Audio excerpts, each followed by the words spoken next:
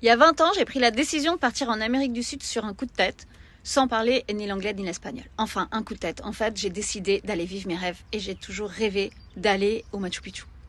Donc, je me suis engagée dans ce voyage. Et ça a été une succession de galères. Je suis arrivée là, c'était le plein hiver.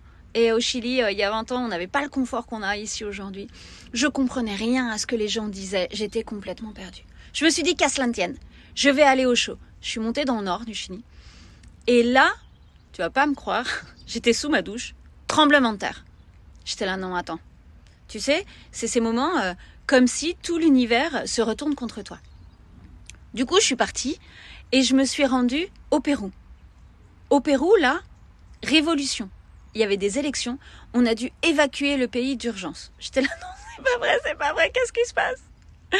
Et finalement, une nuit, j'ai fait un rêve.